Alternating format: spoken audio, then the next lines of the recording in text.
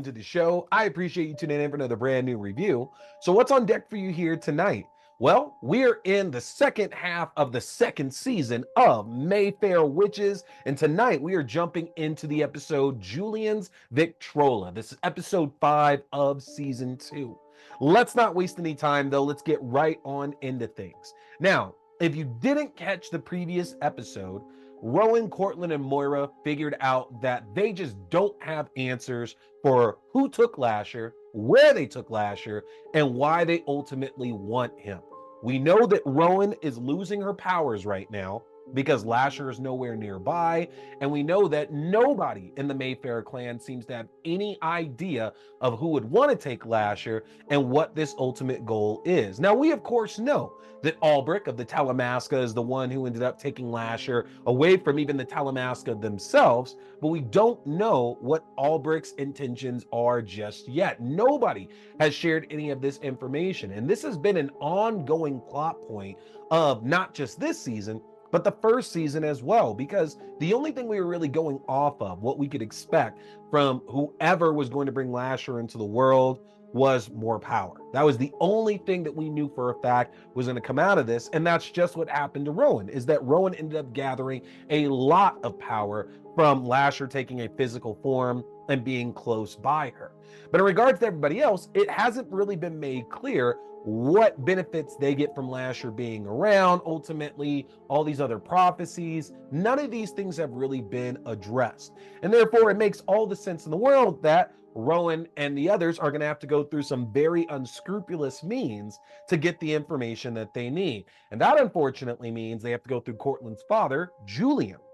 Now we know Julian's soul was bound to his Victrola as a way of spending some time with Dolly Jean. That Dolly Jean can put herself inside Julian's Victrola whenever she would like to, and the two of them get a chance to spend some time together.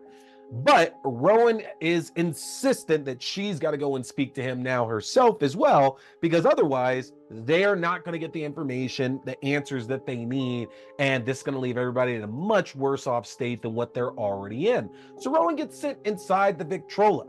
And at this point, she gets her first meeting with Julien, and Julien presents himself to her as this frail, sickly old man.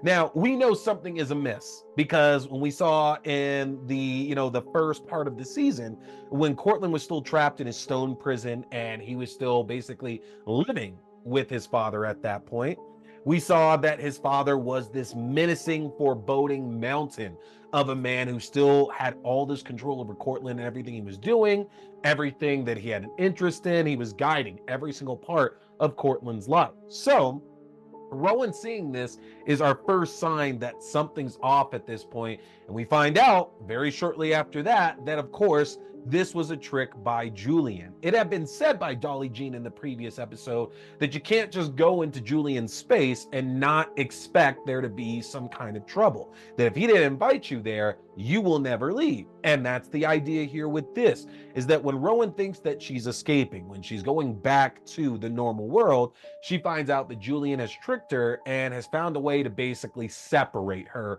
into two halves, to where she has her all of her emotional side is what's actually out in the real world right now, and this version that's stuck with Julien here in his Victrola is all intellect. It's all of her intelligence, and so it's up to Rowan to try to figure out how she can get out of here, just because it's not Julien who's holding this power. Rowan's other half out in the real world has to be the one to ultimately make that choice to bring her back.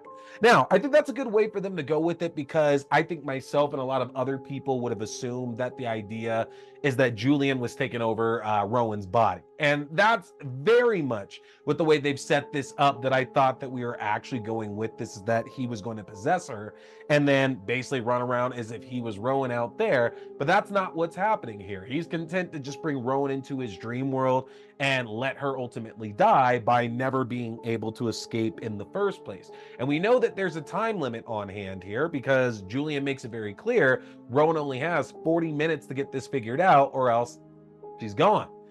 Julien himself, Ted Levine, is excellent in this role. You know, we've seen his interactions with Cortland, and with Cortland, again, he's there very much to be this menacing, imposing figure that his son is very clearly afraid of. Rowan doesn't really have that relationship with Julien at all. She knows of him, but she doesn't have any of that built-in fear with him to be exhibiting any of that. And so the conversations that she's having with Julien while she's stuck inside are very, very interesting to see the way she carries herself with him, because she knows, obviously, that Julien wants the best for Lasher, and that if Julian's not really going to give Rowan any kind of information, that could end up being very, very bad for him ultimately. But Julian's not dumb and knows when he's being played, and is very, very much holding Rowan to the coals, trying to be as vague as humanly possible here from giving her any kind of useful information. Now, on the other side of things, while this is all happening, Cortland was going to be forced to utilize this spell with Moira and Rowan that allowed Moira to go back and see Cortland's oldest memories, because they're looking for any kind of insight at all for, again, who would want Lasher, why would they want him, and so on. So they feel that the best way of doing this would be to go back to Cortland's childhood to find any kind of links that they can. And while they're doing this and they get to see more of Julien and the abusive nature he had with Cortland growing up, they find out Cortland is not an only child. Cortland actually had a brother, Ian, who is psychotic. And this opens so many things up, because immediately we're given the idea here that this is the divide in the Mayfair hierarchy. Everything we've seen thus far in the first season and across the first part of season 2 has been all about just this one portion of the family getting their power through Lasher and completing this prophecy. Finding out that there's a second side of this family, and that they too also clearly want Lasher for their own means, we now can get a little bit of a clearer picture that there's absolutely a power struggle going on, that the Mayfairs and the Taltos, which is what this other side is called, that they are fighting over the very control of their god, of their savior, to get all the power brought over to them. And I'm very much fascinated by it, because we only really have a couple of episodes left, so I don't know how deep we're going to be able to dive into Ian's family and how that pertains necessarily to Lasher. I would imagine this might carry over into the third season of the show. But what we did find out, though, is that Albrecht, unfortunately, was killed by Ian. Albrecht brought Lasher to Ian and to the rest of this family because Albrecht is clearly aligned with all of them and did not have the Mayfair's best interest at heart. Obviously, Albrecht didn't have the Talamasca's best interest at heart as well, too. And therefore, this has created the colossal mess that everybody is currently in.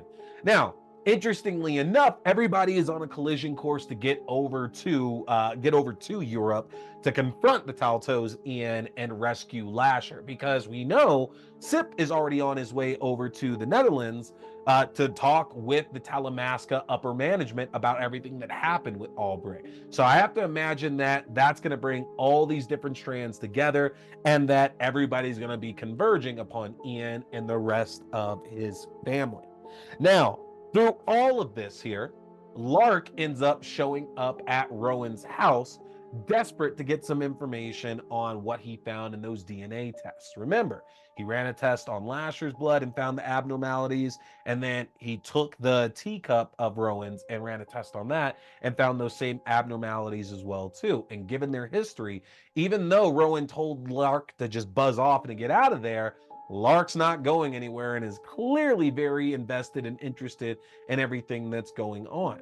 And now, for a second, I thought that we were going to get a villainous turn with him, because that's kind of the implication that they've used in the series thus far, is that the men of Mayfair Witches have not been trustworthy in the least bit. That does include Cyprian as well too. And so it would make sense that Lark would follow into that. And he has, because you have to remember, him running that DNA test on Rowan, that is a huge colossal violation. So Lark is towing the line.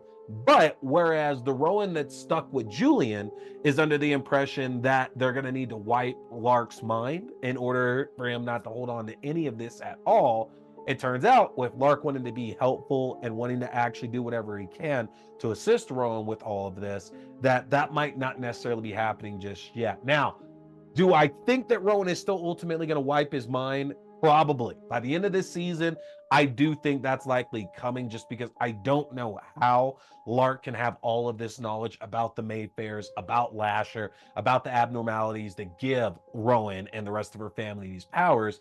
I don't know how he's okay to hold these secrets without actually being a part of the family. So unless there's going to be a marriage proposal between him and Rowan, I do still think that we're going to end season 2 with Lark getting the brain wiping stuff and going back to stage 1. And the sad part about it, as we learn, is that this potion that Dolly Jean offers to make for Rowan would make him forget everything of their past, not just anything recent, literally any kind of involvement, any relationship, any memories he has with Rowan would go completely away. So obviously Rowan's not jumping to utilize that just yet because she doesn't want to lose somebody that's very important to her. But I don't see how the rest of the season is not going to get us there, because Lark having all this information is absolutely a liability.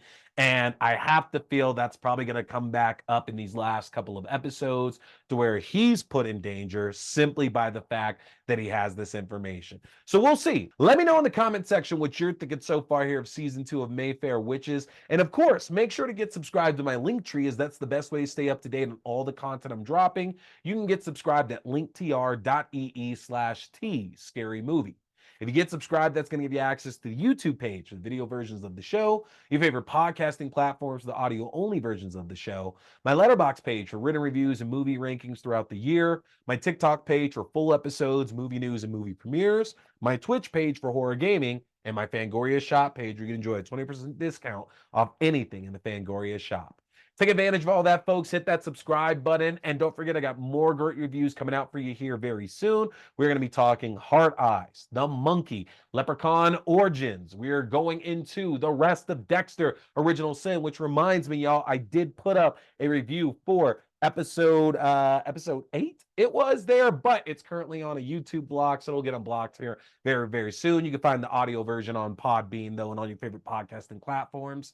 But that's going to do it for me here tonight, folks. I appreciate you tuning in. My name is T. We've been talking scary movies. Stay scared.